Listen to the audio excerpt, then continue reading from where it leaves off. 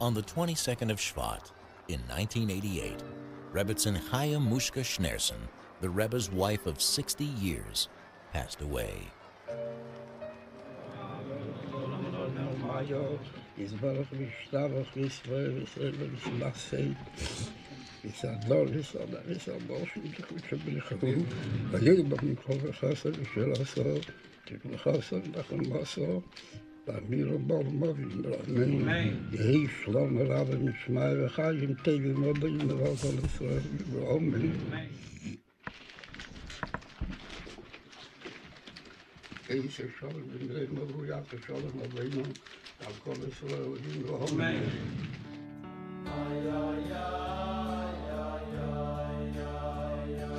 Zeit, was wir nötig sagen, überhaupt die Sache Konecha, Klau, Gott und Teva, das ist verbunden mit Wahachai, Yossi Lew und Dr, das ist Achille, Mishmor, der erste genommen, sie gewähren Chaya.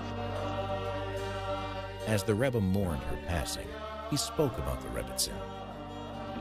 Her first name was Chaya, that means life.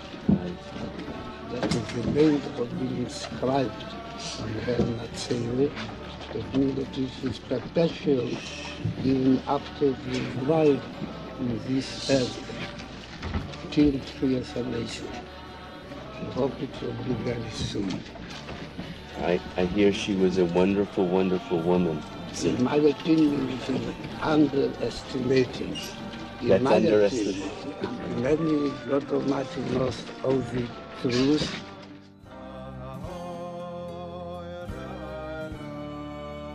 Tearfully, he thanked the thousands who came to console him. Jeder von die alle lachen von die alle Worten, von der sehr nähe Beine Bosse, in der Choma, und die Ihnen Hagolos, was da so viel von der Ihnen von nach Ami. And urged them to undertake initiatives in her memory. In Sina Stedo, Brocho, Besinko, die was am Schäme Jasse gewähnen in Jahren Schoppein, noch in Schlecher, ein Kol von ihm dann noch in Shiva, ein Kol von ihm dann noch in Meshach Schlechi. Thereby paying tribute to her life of sacrifice and sharing. Die Militaris hat sich geentfert und hat gesagt, der Gangen hat gefehlt auf Israel. Als der Tati, der Rebbe, gehört zusammen mit seinen Schworen in der Hohen Jonne, gehört zu Chassidim.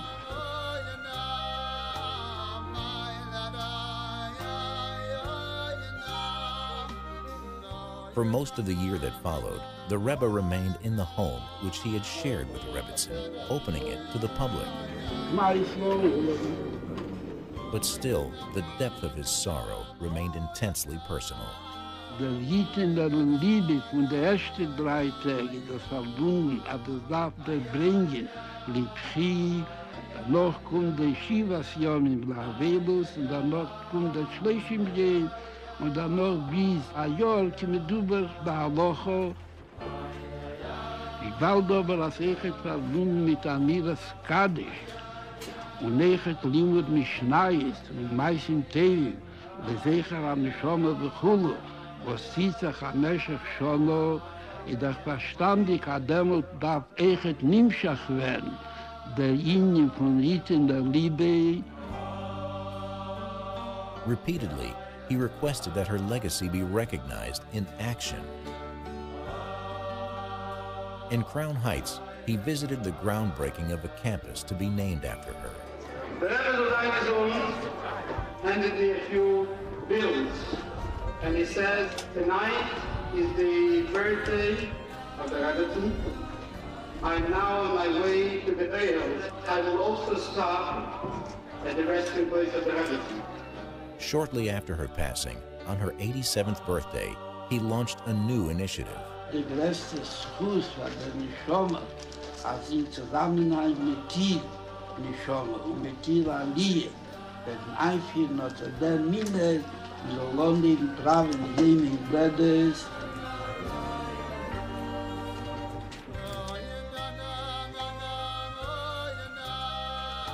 Yossi Deren hat gesagt, der Rinne von dem Legacy, der Zeichen von Achai Hitler Liebe. Each year, Shluchim, Chassidim, and admirers of the Rebbe would come to be with him on this most personal day. And the Rebbe, in turn, would pay tribute to the Rebbetzin and her legacy.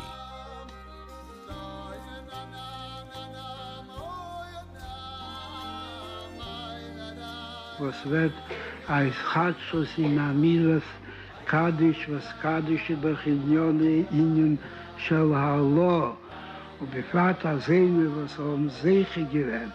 Hakam v'kam mit Bnei Yisrael Nikrois al Shmon, und sie beweisen ein lebendigen Beispiel mit lebendigen Nishomes und lebendigen Gufen, und kein Hefzig, weil diese werden mischandig in ihrer Ruhe und lebt ihre Anweisungen und lebt ihr Beispiel.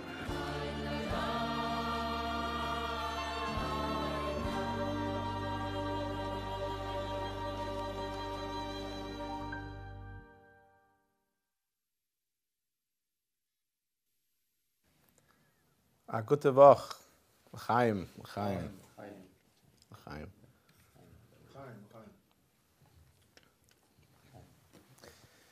So, we're gathered here to Farbrengen as we prepare to mark the 28th yarhtzeit of the Rebbetzin. 28 years ago was a Shnas Hakel, and this is a Hakel of thousands of men, women, and children, all of you around the world, and the appropriate way of marking Hakel by coming together with the Chassidim of Farbrengen. You know, the Rebbe's mother, Rebbetzin Chaya, once remarked to a Chassid,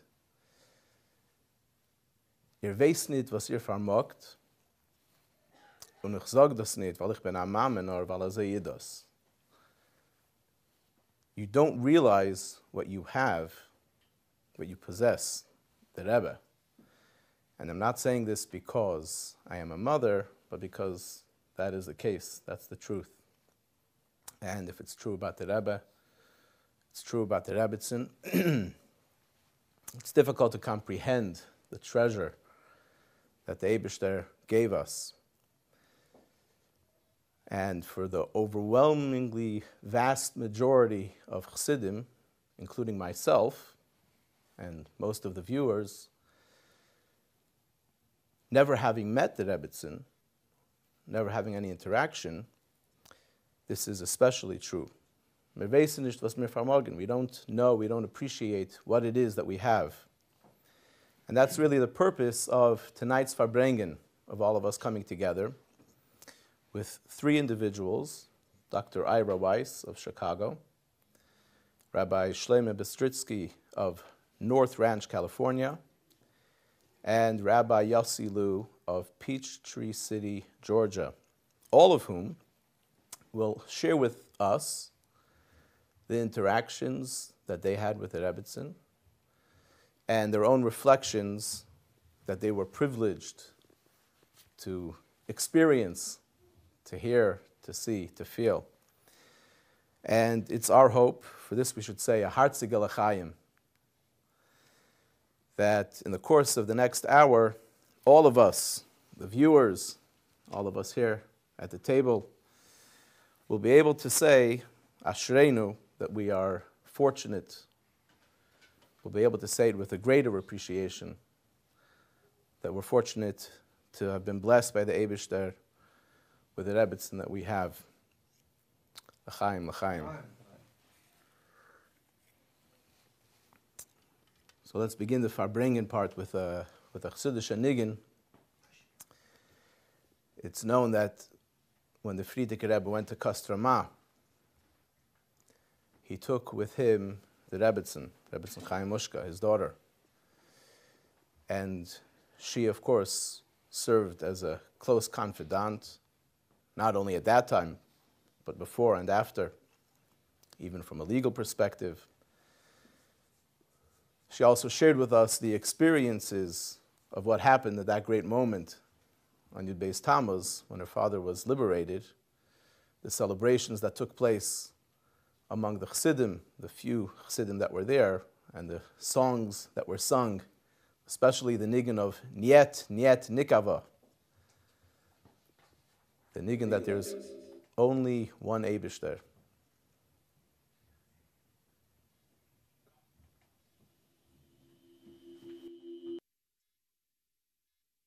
Niet, Niet, Nikava.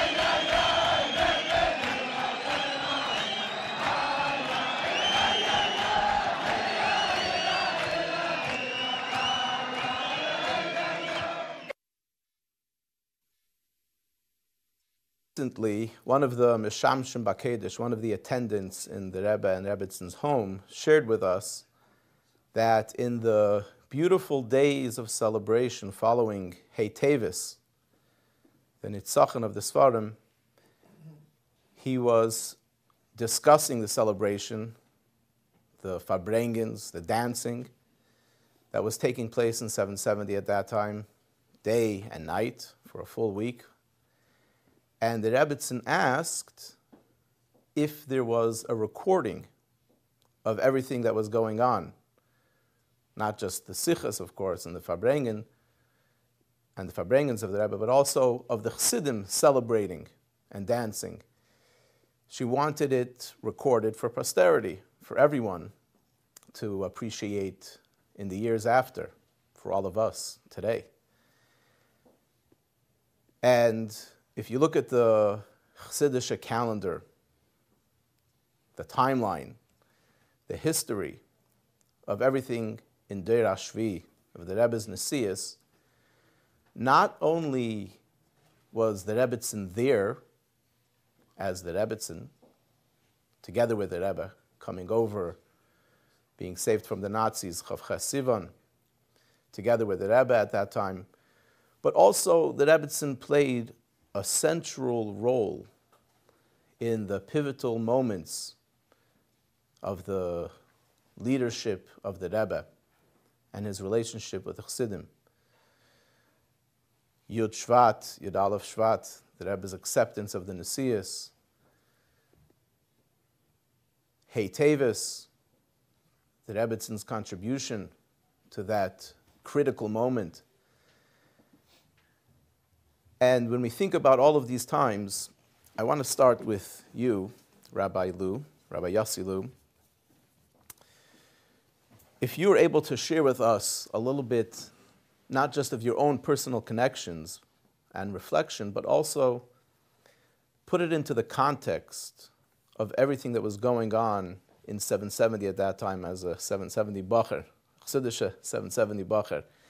The perspective of a Chassid, what it was like at that time, and the Rebbetzin, how the Chassidim understood and looked at the Rebbetzin and the Rebbe at that time.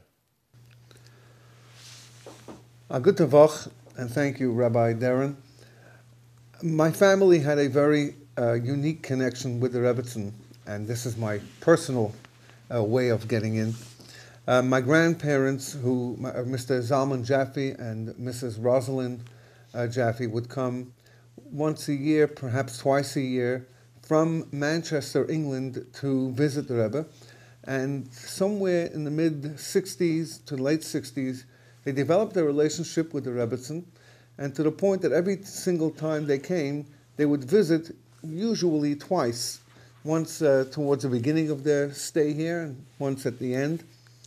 And whenever there were grandchildren around, and that was usually the case, they would bring their grandchildren to one of these visits. They would show off the grandchildren, and we would have this interaction with the Rebbetzin. And it was like, it was interesting. There was some cake on the table, there was punch or tea.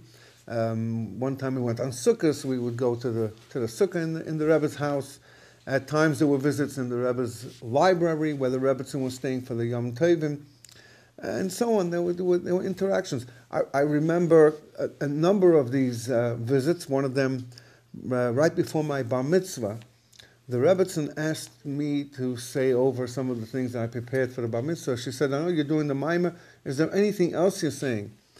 And I had prepared some kind of a pilpul, some kind of Talmudic discussion about a bull that had gored other animals or something 3 times. I don't even remember all the details, but she was tremendously interested, asked questions.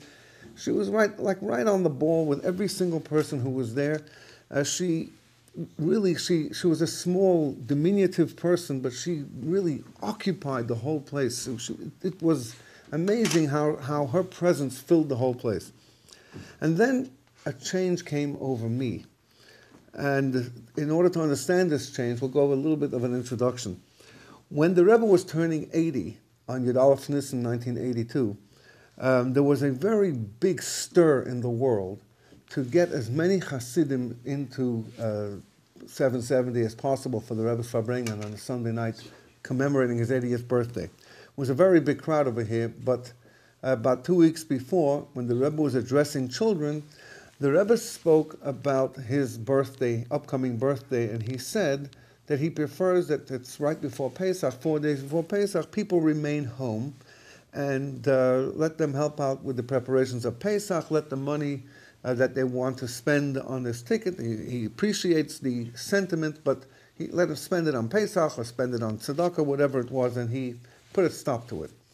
My grandfather was being told that he may have a different situation because of his personal relationship with the Rebbe, and so he asked the Rebbetzin if there is a exclusive difference for him. And she said, "I'll ask the Rebbe." And when he called back, the Rebbetzin said that the Rebbe did not respond. So my grandfather said to the Rebbetzin, "What's your opinion?" And the Rebbetzin said, "If you ask my opinion, I don't think the Rebbe meant good friends like you. But if anything goes wrong, don't blame me." And that was the exchange. And my grandfather came, and the Rebbe gave him a big smile of welcoming on Friday afternoon, and so everything was fine. On Sunday, on the day of the Rebbe's birthday, my grandfather went to visit with the Rebbetzin. And he told the Rebbetzin that I, Yossi, was very upset that he wasn't able to come, that he didn't get that privilege of being able to come. And the Rebbetzin said, "You should tell Yossi that he's different than his grandfather." Basically, that's what she said. And I took that to heart very, very carefully. I thought about it a lot. And something came to mind around about that time as well. And another introduction.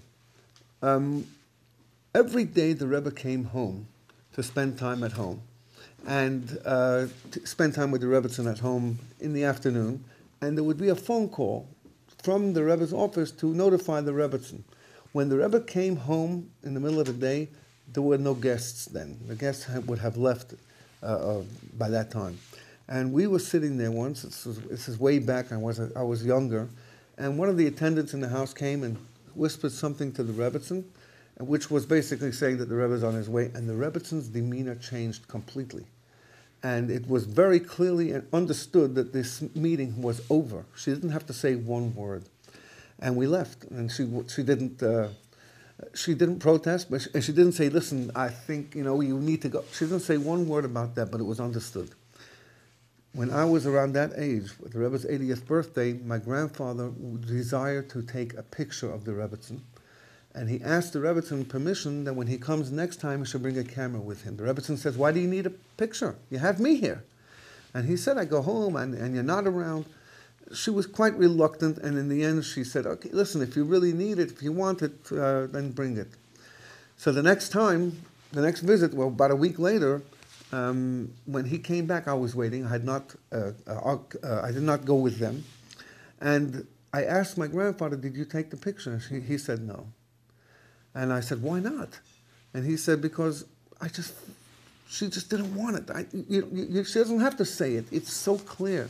She didn't have to say things. She was a queen, the most sensitive, caring, and regal person you'll ever meet. It was an amazing experience to be in that presence. And so, based on this, I will share this story as when I was a boch. I was already 22 years old in 770, and this should be able to explain everything. My grandfather had his basement right next door to the Rebbe's library, where the Rebbe spent Shabbos and Yom Tov. And it was Sukkot, Tafshin Mem Vov, the end of 1985, and the window was open, and the window of the basement, and the sukkah was like right on top of that window. The Rebbe's sukkah next door was right on top of that window.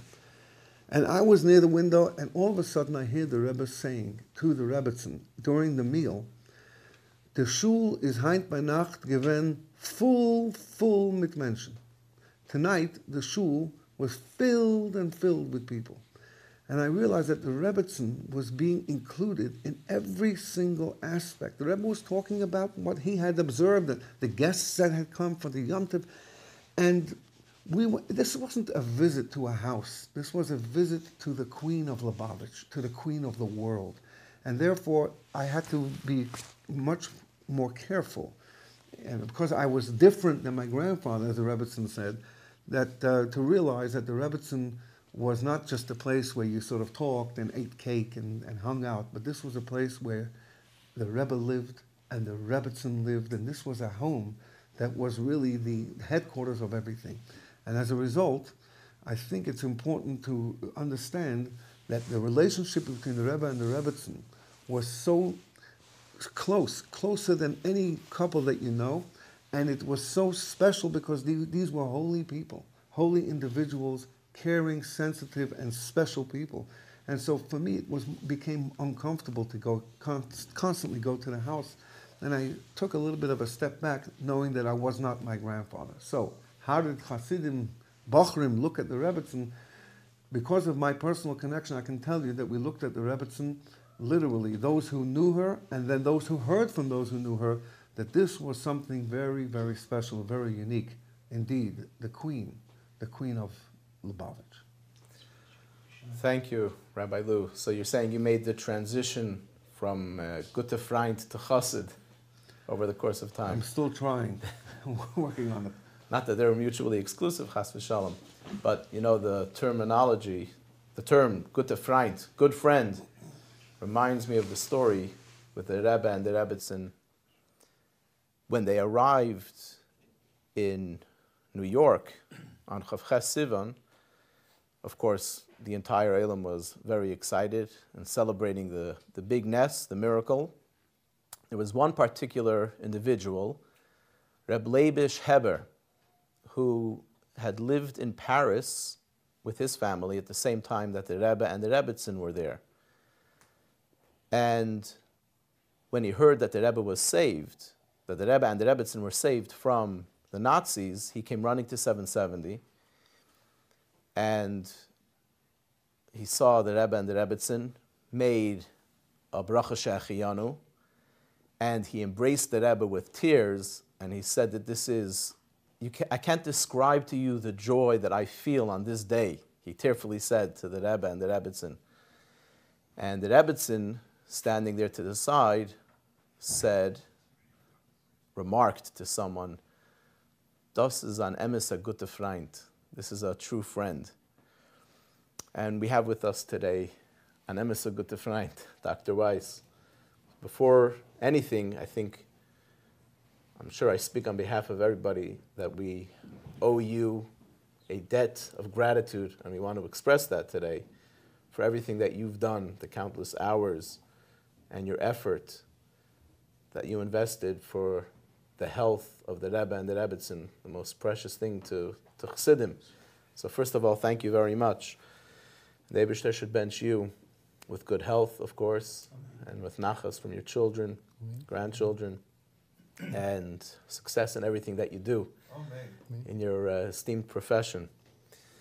And we're hoping that you can share with us what you were privy to, of course not everything, but you were able to see not just the interaction that you had with the Rebbe and the Rebbetzin individually, but you had a perspective of seeing how the Rebbetzin joyfully and enthusiastically shared with the Rebbe the burden of leadership and the relationship that the Rebbe had with Chassidim. You were able to see a deeper perspective, of course, than anybody, than most people. And if you can share your reflections with us and stories, anecdotes, and experiences, we're all eager to hear. A good Tefach, Rabbi Deren, and thank you for those beautiful brachos, and thanks. I wanted to tell you that this experience that I had can be partially shared because some of it is a little bit private because it involves my medical intervention with the Lubavitcher Rebbe and even with the Rebbetzin herself. But it was an extraordinary experience because I was not prepared at all to encounter a man of the Rebbe's grandeur. I'd heard about him. I'd been a Cheder student in a Chabad Cheder in my childhood, and we heard wonderful stories, but really encountering the Rebbe, even in the time of illness, was a remarkable experience. And in addition, meeting his wife as well and interacting with the Rebbetzin Schneersohn was a great privilege and really a wonderful experience, even teaching me a lot about marriage. And my beginnings of my showing up on this scene was in 1977, Shmini Atzeres time when the Rebbe took ill, and things were kind of critical at the moment, and I was called in on the emergency call from Rabbi Krinsky, and as I've told many times before, it was really my colleague, Dr. Louis Tischholz, who came to the rescue because it would have taken me 4 hours to get to New York when the Rebbe was in need of care on that moment. And my friend, Rabbi Dr. Louis Tischholz, who had been a teacher of mine at the Peter Bent Brigham Hospital in Harvard, had come to my rescue and the Rebbe's rescue by running in to really take care of things immediately. And when I arrived 4 hours later, I was greeted almost at the door. I went upstairs to the apartment of where... This is about what time? This was in the late morning on the day I was called on Shmini Atzeres in 1977. And the Rebbetzin invites me to join her in Kiddush. And I said, the Rebbetzin, I heard things are really not going well, and I came in specifically to see the Rebbe. I didn't know that the Rebbetzin maybe didn't know what was going on.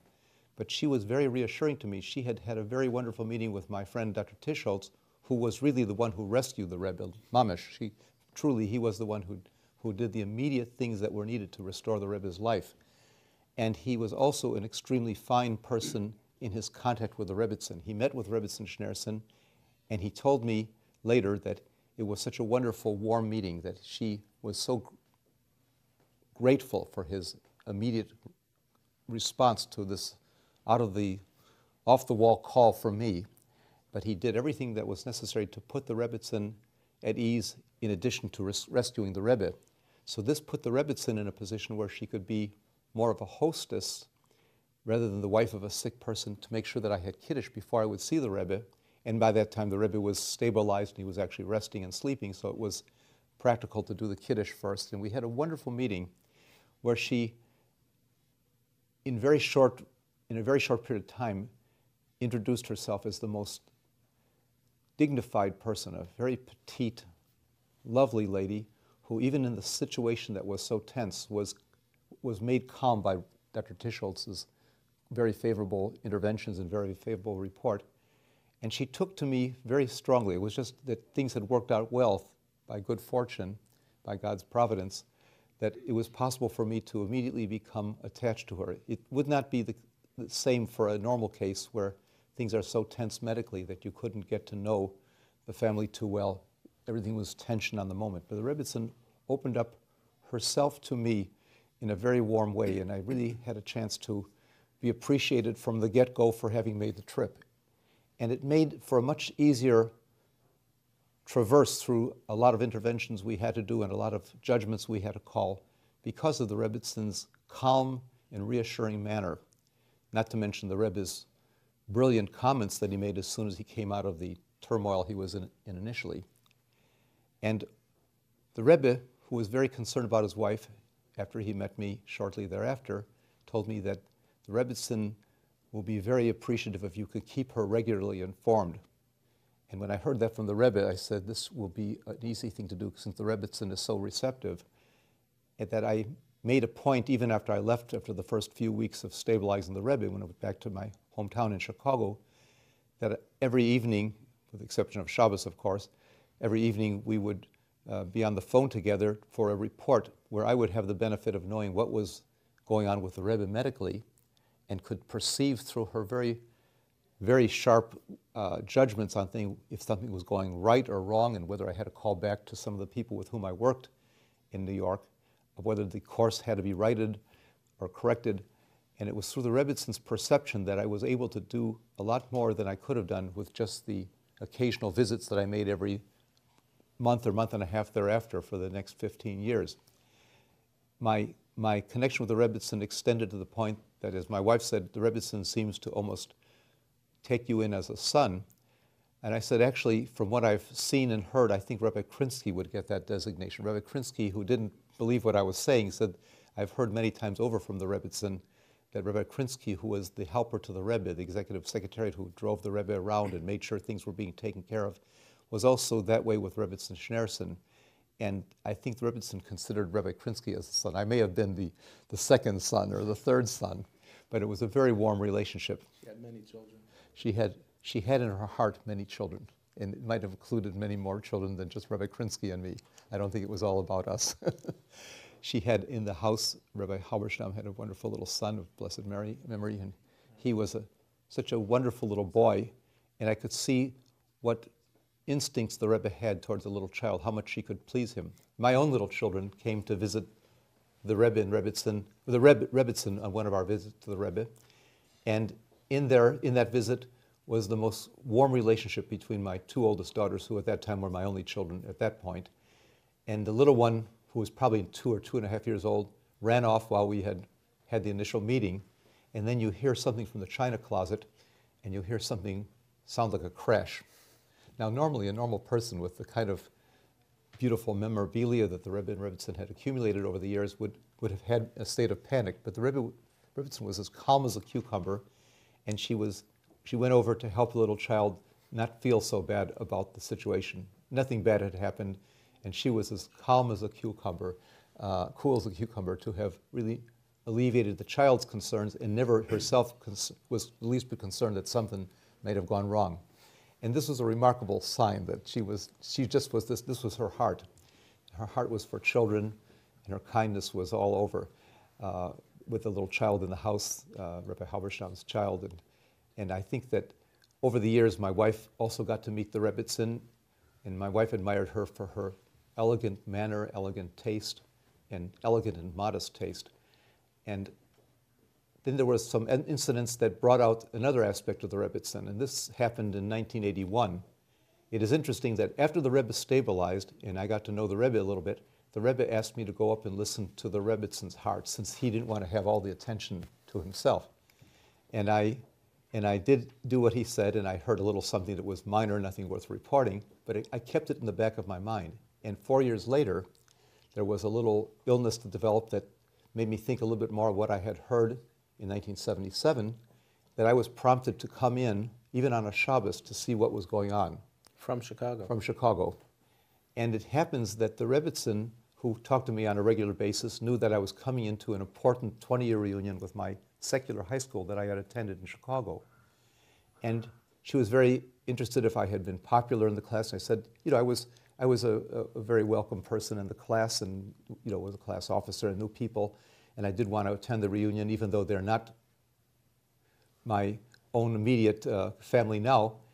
Well, it happened that the visit that I made took away my reunion, and it was Rebbetzin Schneersohn's concern that I missed the reunion, and she begged me to take note of anything that was said at the reunion. I said there's going to be a compilation of 300 pages on single pages about each person. I went through all 300 pages on the Rebbetzin and Rebbe's recommendation and came upon a person who I would not have made any notice of, whose husband had to go through a kidney transplant at the University of Minnesota, and it was a very successful transplant.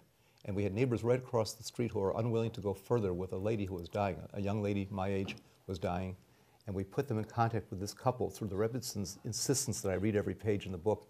And this lady is still alive. She's the longest living transplant on record, kidney transplant, and she, thank God, is still going strong, and a very dear neighbor of ours across the street. Nothing has changed in terms of our proximity. But this was to the Rebbetzins' own interest that the reunion should not have been missed, even though she herself was, at that time, under the need of some medical supervision, and she got better, thank God, from this. But it's just one example. And this was an ongoing feature of my connection with the Rebbetzin. She knew the baseball scores of my favorite team, the Chicago Cubs. She knew the weather in Chicago before I got on the phone, because this was a mother's concern, in a sense. So this is the Rebbetzin, as I can paint the picture.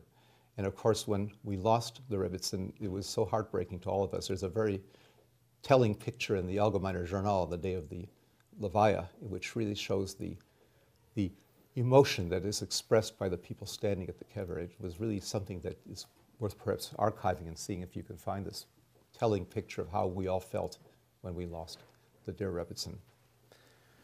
Thank you, Dr. Weiss. You mentioned so many things about the Rebbetzin. Her dignity, her warmth,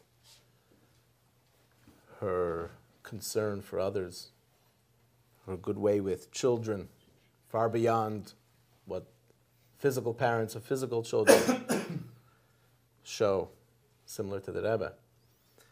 And you also mentioned the brilliance, the pikchus, the brilliance that the Rebbetzin had, that the Rebbetzin displayed.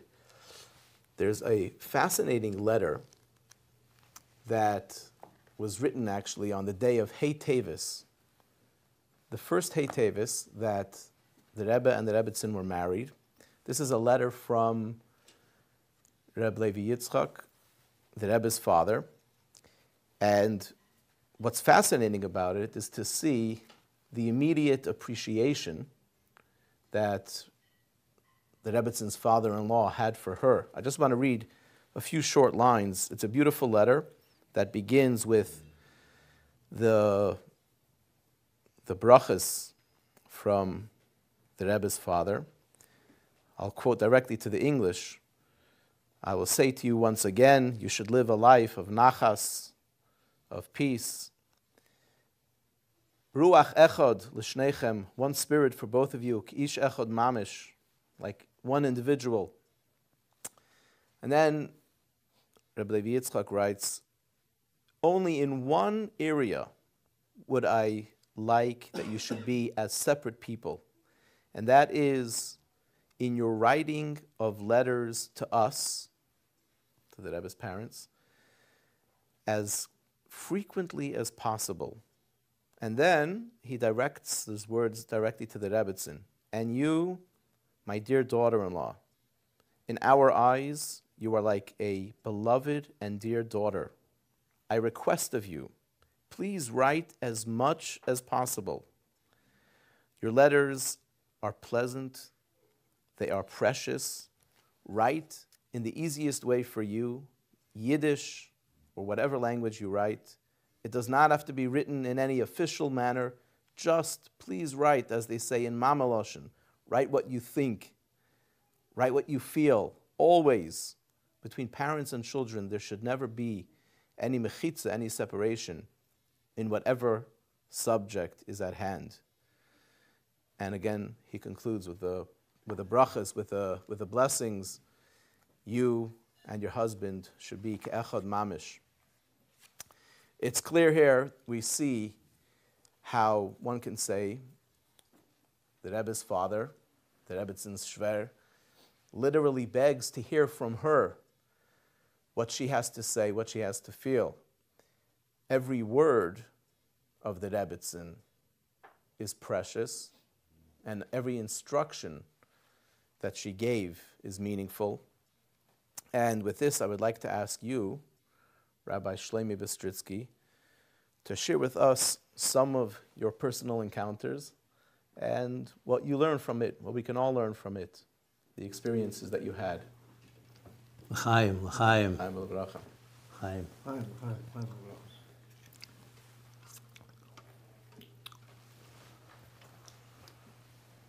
Like Rabbi Lew, I merited to meet the Rebbetzin many times as a child. My older siblings like to remind me I'm at the bottom of the food chain, so it wasn't as frequently as, say, my older siblings. And really merited to see the love and the tenderness and concern the Rebbetzin had to those that had the opportunity to interact, as you heard from Rabbi Lew and Dr. Weiss. And so, I grew up in a home where I remember my younger brother's bar mitzvah, my father saying the Rebbetzins waiting for an album. And when he brought the album to the Rebbetzin said, "Can I hold it so we can look at it?" And a week or two later, she gave it back. I remember my sister's wedding where the Rebbetzin said, "Would you please bring the chassan and kala to the house after the chuppah on the way to the reception?" And the Rebbetzin had put out a beautiful spread for the chassan and kala because they were fasting that day. And the Rebbetzin gave them a bracha and became very emotional. You saw the love of a mother blessing her children on the day of their chuppah.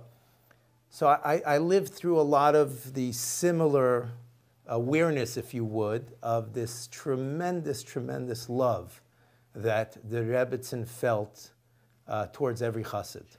Some of us just had that schus, or the schus of our parents, to be able to see it firsthand. But that's not the story I would like to share. I would like to share, in honor of this Farbrengen, a very personal story with all of us sharing in this Farbrengen tonight in honor of Chaf Bei Shevat. I'm not sure if anyone here can tell me if there's a statute of limitations on making trouble in yeshiva. Can they still come after me now after all these years? But hopefully my Rosh Yeshiva from back then isn't participating in this Farbrengen tonight. And hopefully my little children are sleeping. But in the spirit of a Farbrengen, I'd like to put my heart on the table, as we would say. L'chaim.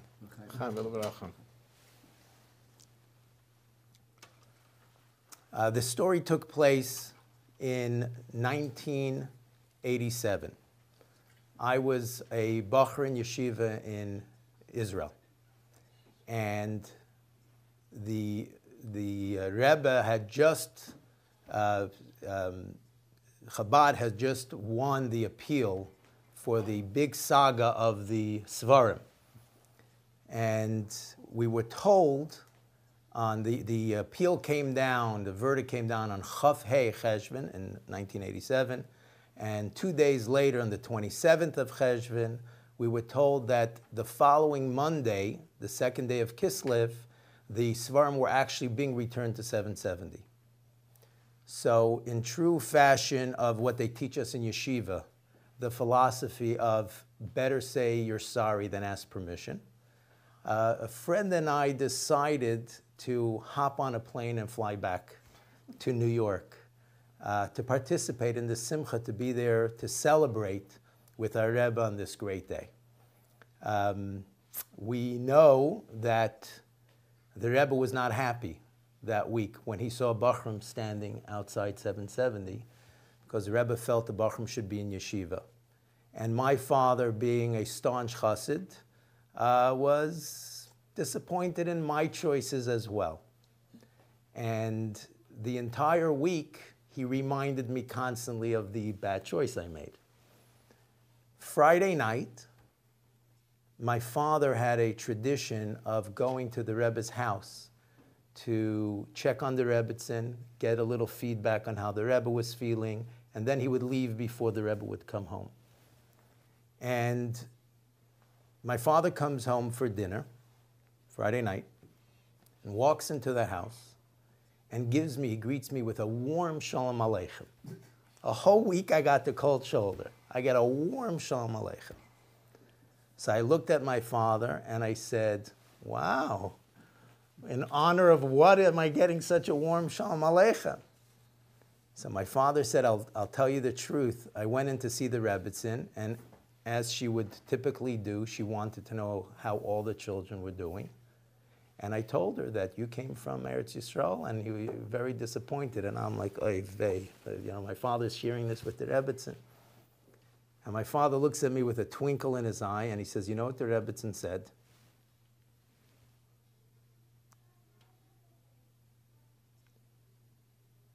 The Rebbetzin looked at my father and said, label. Other Bachrim in other communities, when they want to make trouble, they go to a movie, they find other things to do. At least you know that the Bachrim in Lubavitch, including your son Shlomi, their gashmias, their fun is their Rebbe. Go easy on him.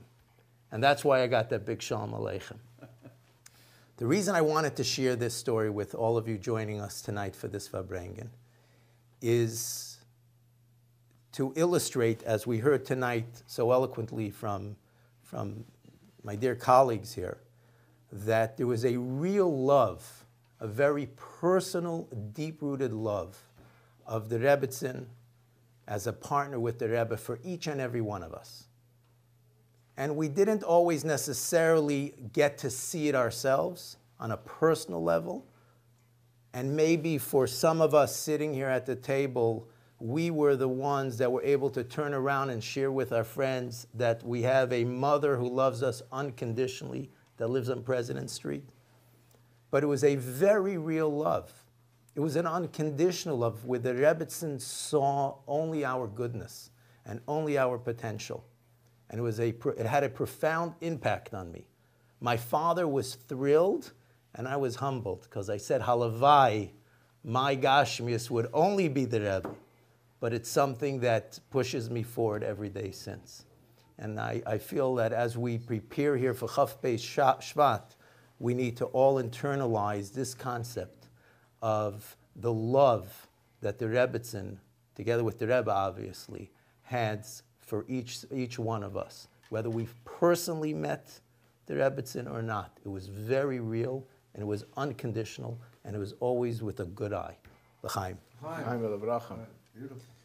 That was a beautiful comment, Rebbe Bistritzky. And I wanted to say that it brought to my mind that when you mentioned the Rebbetzins' love for us, I forgot to mention the most important aspect of her love, which is her wonderful love for the Rebbe, and the Rebbe's wonderful love for his wife. In fact, when I saw their interaction and how close they were, how they would joke around with each other and be on the same intellectual level, intellectual path to be able to communicate so well with each other. And the Rebbe's concerned that I give a report to the Rebbetzin right away, and the Rebbetzin concerned that I take care of the Rebbe with all that I've learned from the last conversation, that it was just almost a corollary that on Rosh Chodesh Kislev, when the Rebbe was released by my fellow doctors and myself to be released from the little coronary care we had structured in his study, we were able to see what this really meant to the Rebbe. To the outside observer, it might feel that the Rebbe is now free from all these doctors. To the Rebbe, the victory really was to get home, to be in privacy, to show his wife the time that he cherished with her and the time that she cherished with him in privacy.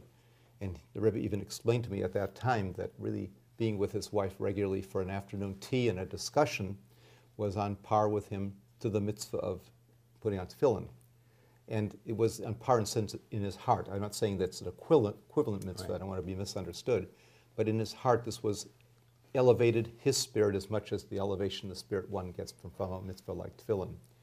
And I think this was seen over and over again, and they were a very well-matched couple. So this external love was also an internal love in the household that was remarkable. It amplifies your story, right? Which was a beautiful story. Right. You know, for most of us,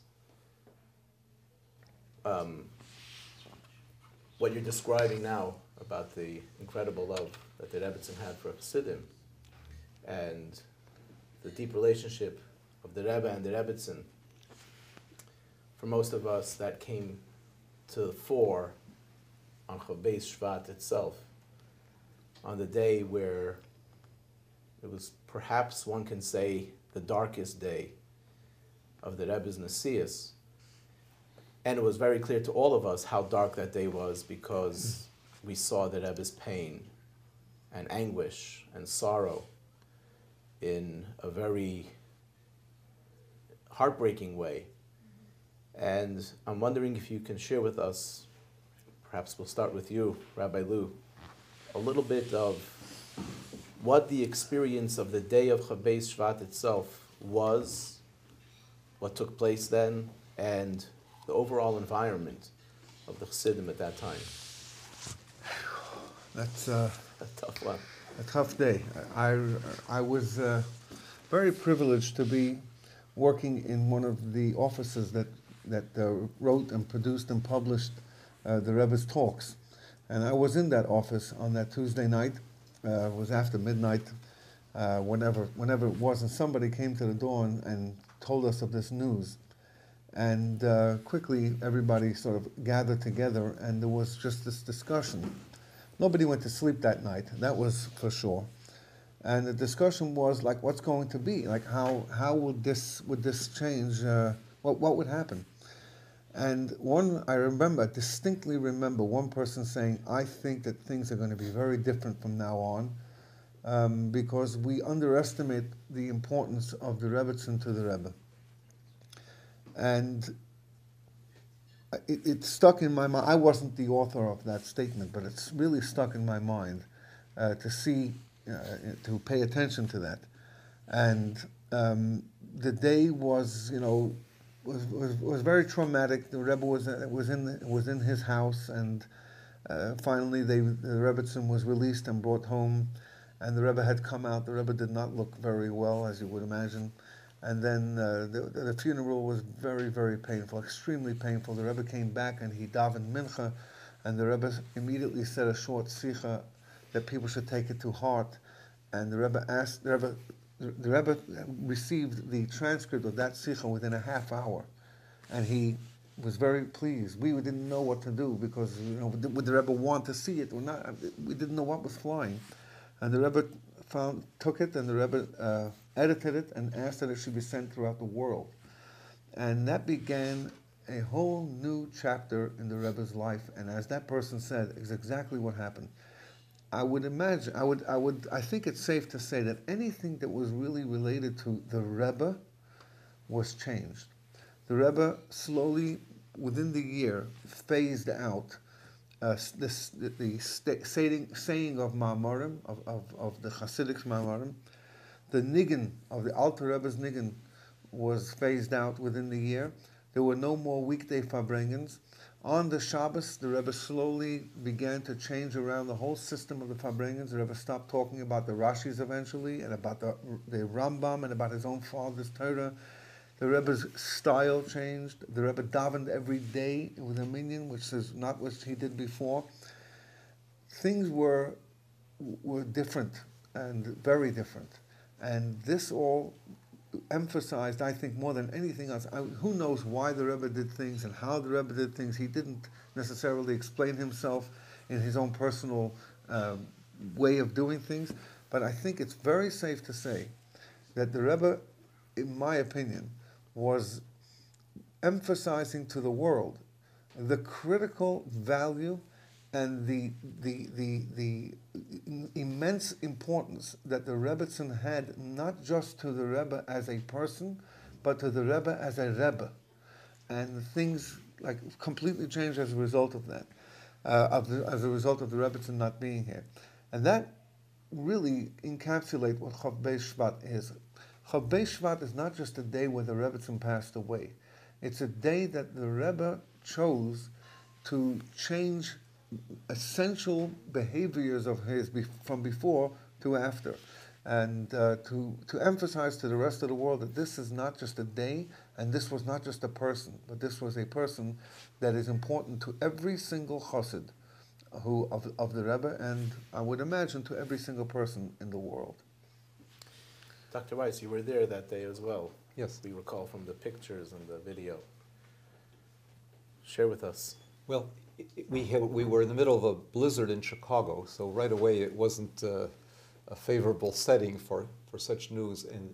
And I had just come back from taking my children to see a on studio production of Bozo's Circus, which was something very delightful the night before, even with all the traffic and all the jams. It was a miserable time coming home, though, and to get this notification in the middle of the night about the Rebbetzin passing away just took me from one end of the human scale of joy to this terrible sadness, and scrambling to get to the airport in this weather and trying to get a plane when there were really almost no flights. But we had a whole bunch of Chabad people meeting unannounced to each other that we were all on the same plane coming in to be there for the Levaya.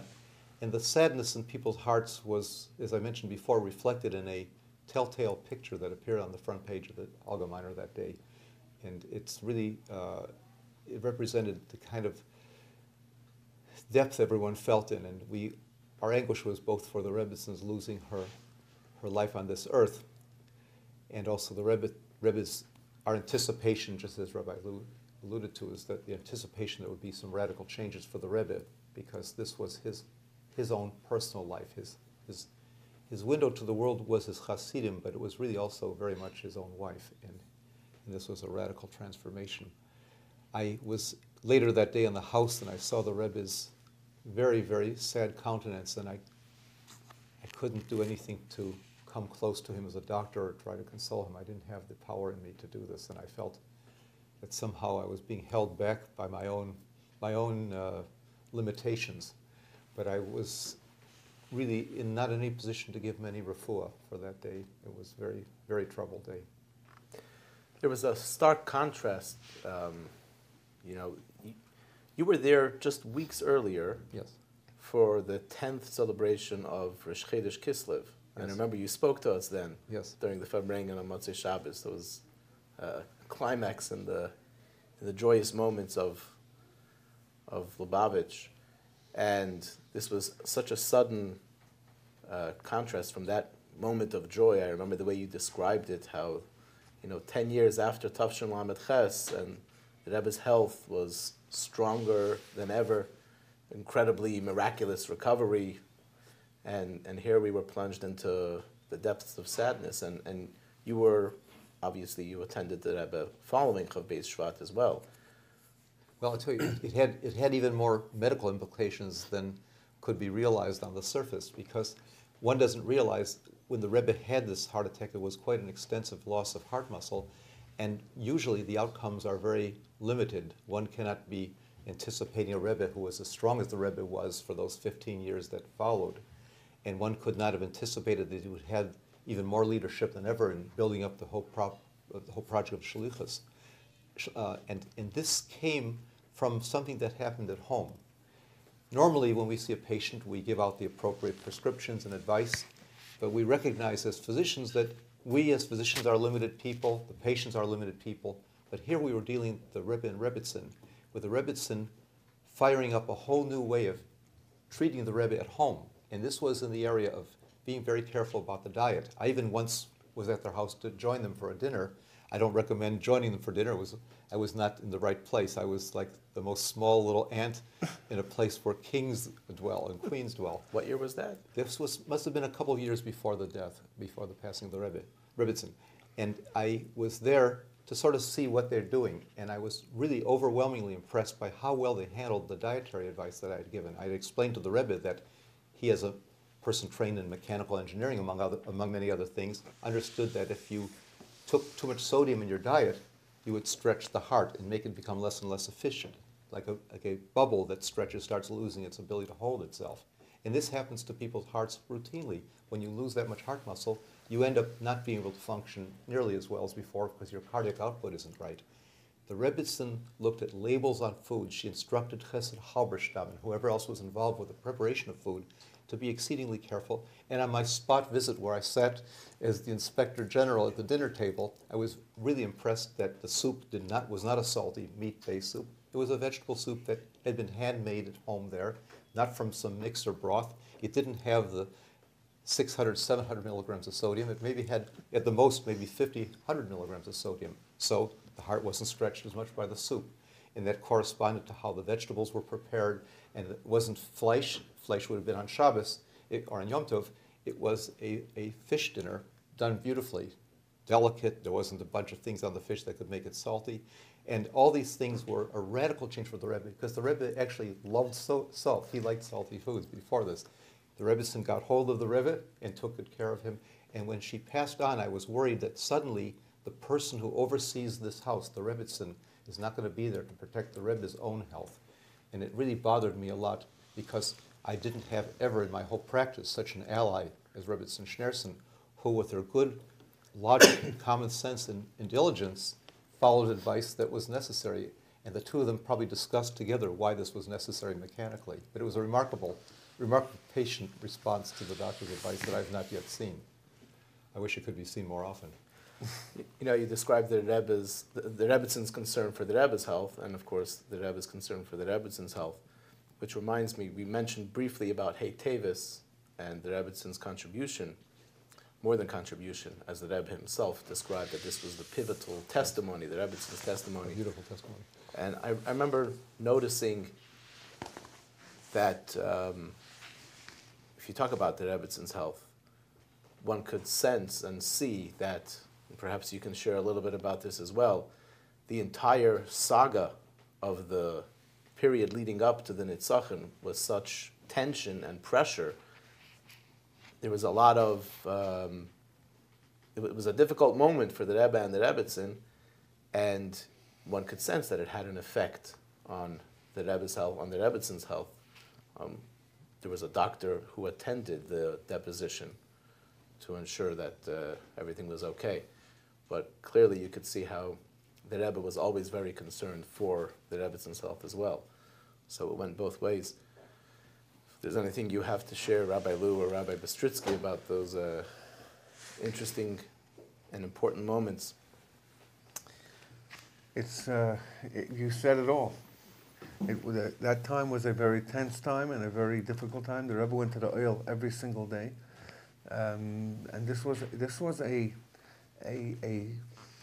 wrangle that the Rebbe had to pull through, had to push through, and he was going every single day to the oil. After a while, it was noticeable that the Rebbe was like, when the Rebbe went to the oil, the Rebbe didn't eat the entire day, and you can see that the Rebbe was sort of bent over. I mean, just a day in and day out, fasting, and the entire day, and then standing on his feet, and that was the entire focus of the Rebbe, obviously. And so, yeah, this, and also the things that the Rebbe was saying in the Farbrengen and in the Sichos during that time were very, very telling. Only later did we come to realize how the Rebbe was talking about this time of difficulty and a time of, he was comparing it to the arrest of the Alter Rebbe. This was, yes, a very difficult time. And Rebbetzin was Rebbetzin was right there. Rebbetzin, I just this year read the entire, somebody shared with me the entire back and forth and some personal interactions that this person had with the Rebbetzin, and that the Rebbetzin was right on top of this, and this was as important to her, obviously, as it would have been to anybody. And she was instrumental in the deposition and in all the other areas behind the scenes. You know, we've heard so much here tonight, and of all of the stories, I'm sure we can carry on for a long time. But there was something that you shared, the story that you shared, Rabbi Bistritzky, was very relevant and very touching, because on one hand, yes, it was a very fascinating and moving gesture from the Rebbetzin, but it came to you not by direct interaction, which for all of us, myself and most of the viewers, and truly yourself as well, you didn't directly interact with the Rebbetzin, nevertheless you received so much from her just in that one story. And standing today in Tafshin Ayin Vav, 28 years after Chav Beis Shevat, 22 years after Gimel Tammuz, it's a challenge for us, for all of us, to recognize the personal connection that existed and exists between the Rebbe and the Chassidim, and as all of you described so clearly, between the Rebbetzin and the Chassidim. And perhaps you can share with us a little bit of how to take the message of what the Rebbetzin meant to all of the Chassidim, what the Chassidim mean to the Rebbetzin in a way that we can go forward with that in these days of Golus? First, let me begin with a l'chaim. Needs a big l'chaim. A big question needs a big l'chaim. I would like to interject here because we are taught that what we can accomplish by a Hasidic Farbrengen, even the holy angels in heaven can't accomplish. So with everybody, all our viewers here tonight, and the esteemed rabbis, and Dr. Weiss, I would like to take a moment and say a l'chaim for two specific colleagues of ours, Yeshua ben Yamin ben Miriam, and Yosef Yitzchak ben Bracha, two wonderful shluchim and mentors to many and inspirations to many in California, that God grant them miraculous recoveries. Amen. They should live to 120, together with all of those out there that need a bracha for refuah shlema, a bracha for shidduchim, a bracha for children, a bracha for everything that their hearts need. L'chaim, the Eibishter should grant it to each and every one of you. Ad bli dai, l'chaim. L'chaim, brother bracha, l'chaim. You know, being that this is a Farbrengen, although a little formal and on camera, still a Farbrengen, and I believe that the question you posed to me is the number one issue that needs to be Farbrengened about. We would be in total denial to assume that all these years later, post Chaf Bei Shvat, post Gimel Tammuz, that it would, the passion and connection that we have towards our mother and father would be the same as it was before Gimel Tammuz or before Chaf Bei Shvat. A parent's love never ceases, whether the children see their parents. The Rebbe as our shepherd, and as he said of the Frierdiker Rebbe, as the Nasi Hadar, that a shepherd will never leave his flock. So the Rebbe is always there for us, and the Rebbetzins love together with the Rebbe. And let's not forget what the Rebbe said, that his marriage bonded himself and the Chassidim. Their love for us, their connection to us is as strong as ever. But we do need to, each one of us, ask ourselves on a daily basis, those of us that had the merit to physically see the Rebbe and Rebbetzin, those of us that have children who haven't, and we have, and many parents today watching tonight, raising their own children to be proud Chassidim, need to be asking this question and need to be internalizing this important discussion to really make sure that we're carrying forward our connection. I would also add that the love that you mentioned that continues on even after we lose a parent is rivaled by the teachings of the parent, which also grow. It's not only the matter of love, but the teachings that the mother and father imparted only grow in their wisdom as we realize in the perspective of the times as times go on. Right. It's becoming more and more clear. And I think both these aspects are really things that would only grow on you if you really gave it even a minor amount of thought. Yeah, absolutely. And the challenges, if you would, is to really put our finger on where do we take our relationship of the Rebbe and Rebbetzin with us as Chassidim? Where do we take it? How do we nurture it? How do we create a passion around that for ourselves and for our children? And is that really our responsibility here? And, you know, from a Hasidic standpoint, as Chassid, we know the last mimer the Rebbe distributed, Va'ata Tetzava, gave us a very clear perspective that, at least for me, was a new concept. And if you study the mimer Va'ata Tetzava, you find where the Rebbe says that the Moshe Rabbeinu needs the flock. They need to carry it over the finish line. And it's something that we each have to internalize, that from a responsibility standpoint, whether it's appreciation for the love that they showed us, whether it's spiritual as a chassid to the Rebbe, our responsibility is to step up and to help the Rebbe. And I know I'm using some big words here, but these are the Rebbe's words in the last mimer he distributed to the Chassidim, to help the Rebbe finish the job. You know, a picture this year that went around, it really moved me. was of the Rebbe after what looked like a Yechidus downstairs in 770. And you see the Rebbe at the end of Yechidus, 770 is cleared out. And you see the Rebbe holding 2 bags of tzetlach, 2 bags of letters that people gave.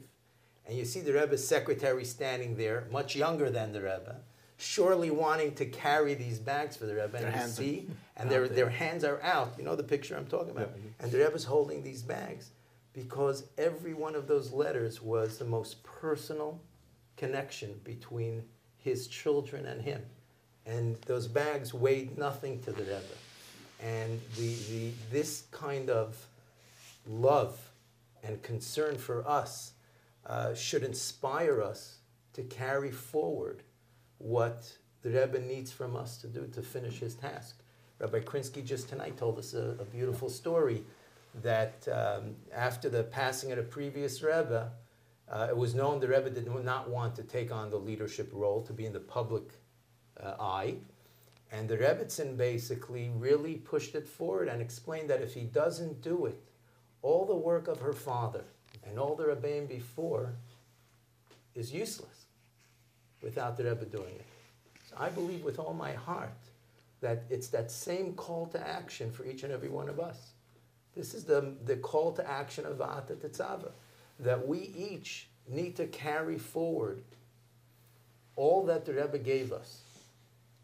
And you know, there's a story told, you know, with rabbis, you never know if the story really happened, but the story told that a teacher once asked children in class, what is the most important moment in Jewish history? And every single one had a different idea. One thought it was Avram Avinu recognizing God. Another thought it was the binding of Isaac, Yakedus Yitzchak. And everyone was lifting, all the kids were lifting their hands thinking they have the answer. Har Sinai, Mount Sinai, etc. And for everyone, the teacher said wrong. Finally, the class gave up, and they said, teacher, tell us, if none of these moments were the most important moments in Jewish history, then what was the most important moment? And the teacher looked at the children and said, Kindlach, the most important moment in Jewish history is right now. Because everything that happened before this moment was a preparation for what comes next. It's in our hands to complete everything that happened until now. So, Tired Chassidim, our fellow brothers and sisters watching this Farbrengen tonight, all of us sitting here, as we approach Chaf Beis Shevat, it's directly connected to Gimel Tammuz. The Rebbe and Rebbetzin are inseparable. They are our parents. They were our king and queen, as Rabbi Lew mentioned earlier. They are our inspiration, and it is the Rebbe's mission of finishing this bitter gullus, and he invested so much in us. It is our responsibility to find a way to emotionally and intellectually connect with the Rebbe and Rebbetzin. And let me tell you something, it sounds difficult, and I want to tell you a secret, it's actually very easy. Because to know the Rebbe and the Rebbetzin is to love the Rebbe and Rebbetzin. So, and in the spirit of a Farbrengen, to have a takeaway, I want to, first of all, say L'chaim again, that we should all leave here better Chassidim than before we got here tonight at this Farbrengen.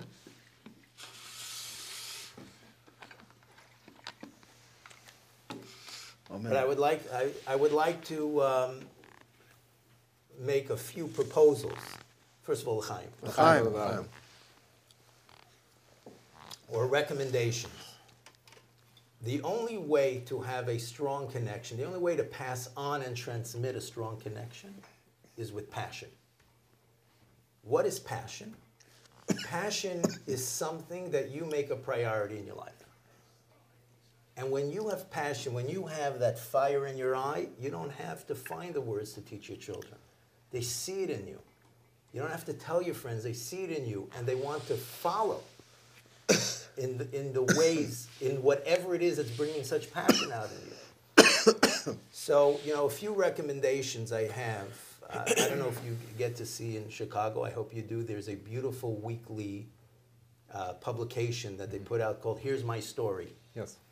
And so I actually called Jem today to find out if anyone can get this publication emailed to them. Dr. Weiss is been featured. I'm on the email list. You're on the email list. So I have a challenge for everyone watching tonight. For the next 4 weeks, first of all, go online and sign up at mystory@jemedia.org. mystory@jemedia.org. And they will start sending you every week a beautiful publication on one page with a beautiful story. Make a commitment that for the next few weeks, Friday night, you will sit down no matter who's at the table, whatever guests, and you're going to share a story of the Rebbe. Or if you have a work colleague that you know you should have asked to put on tefillin and you're too shy, there's an old saying that life begins outside your comfort zone.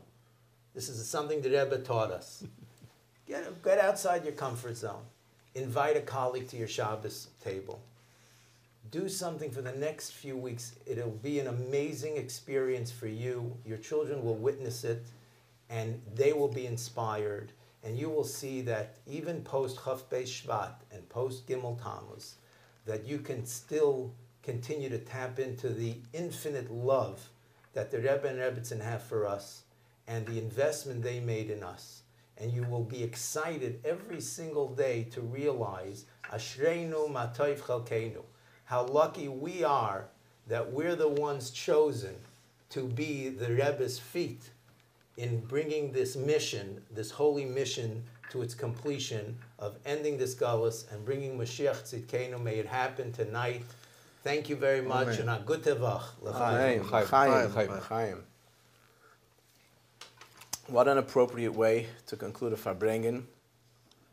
As Chassidim always conclude, we should give the Rebbe nachas. And from everything that you've all spoken tonight, it's clear that the Rebbetzin always anticipated nachas from the Chassidim.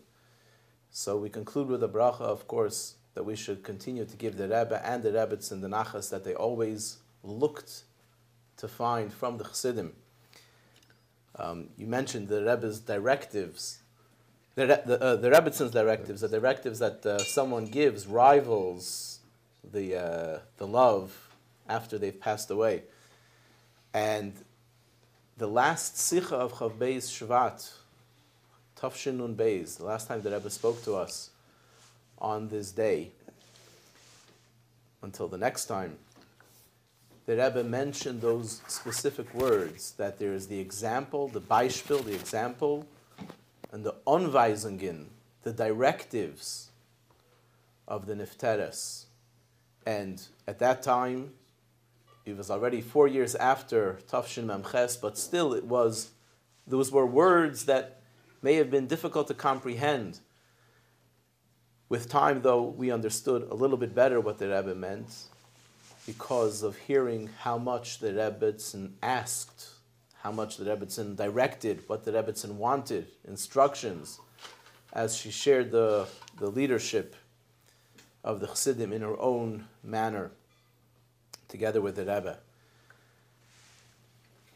There is a letter, a beautiful letter that the Frierdiker Rebbe wrote to his future chassan, to the Rebbe, at the time that the Rebbe were chassan in Kala.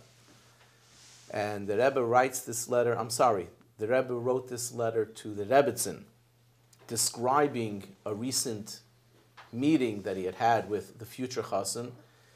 And the Frierdiker Rebbe uses the words, he says, beautiful terminology, telling the Rebbetzin, today I studied Hilchais in the Rebbe's name. In other words, I studied him well. And it was, of course, a beautiful experience. To the extent possible, all of you, Rabbi Lew, Rabbi Bistritzky, Dr. Weiss, you have helped us study a little bit the Rebbetzin. And this Farbrengen shouldn't end, of course. We're right in the middle, 24 hours before Chav Beis Shevat. Everyone is Farbrengen around the world in their own way. There was a beautiful rally, a global rally on Friday of Shluchim's children. There's a Farbrengen tomorrow night at the Oyel for those who can come. And it's a year of Hakel. The year of Hakel is when Chav Beis Shvat took place, the Rebbe greatly encouraged Chassidim coming together. And of course, that stands now that we should all come together in whatever way possible over the course of Chav Beis Shvat, of the yarhtzeit of the Rebbetzin, which appropriately should be observed the way we observe a yarhtzeit of a parent. We say Mishnayos, like the yarhtzeit licht. And we come together to be ma'ater each other. Let us hope and pray that even before Chav Beis Shvat arrives, we will be able to celebrate it as a day of celebration. Yehafchu yamim elu l'sasam l'simcha, and we will celebrate together with the Rebbe and the Rebbetzin with the coming of Mashiach. Amen. Thank you very much. Amen. Chaim. L'chaim, l'chaim, v'lavracha. A gute Woche.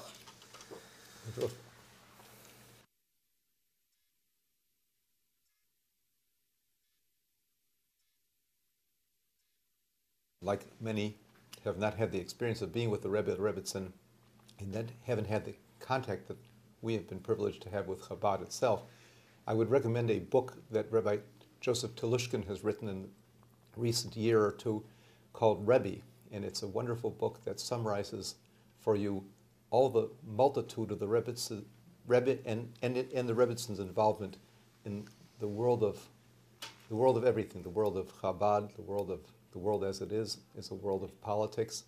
It's a remarkable account of the breadth of the accomplishments of the Lubavitch Rebbe, and I think in one volume I have found quite a background that I didn't personally have, and I would recommend it. I'm not a publisher's representative tonight. I'm really just trying to make it available to those who haven't had the privileges we have had of being somewhat immersed in this. Thank you very much. Thank you for the Chassidim Farbrengen here, and thank you to all of the Chassidim who are Farbrengen with us at this moment around the world. Farbrengen, Gesundheit und Freilichkeit. L'chaim, l'chaim, b'levracha.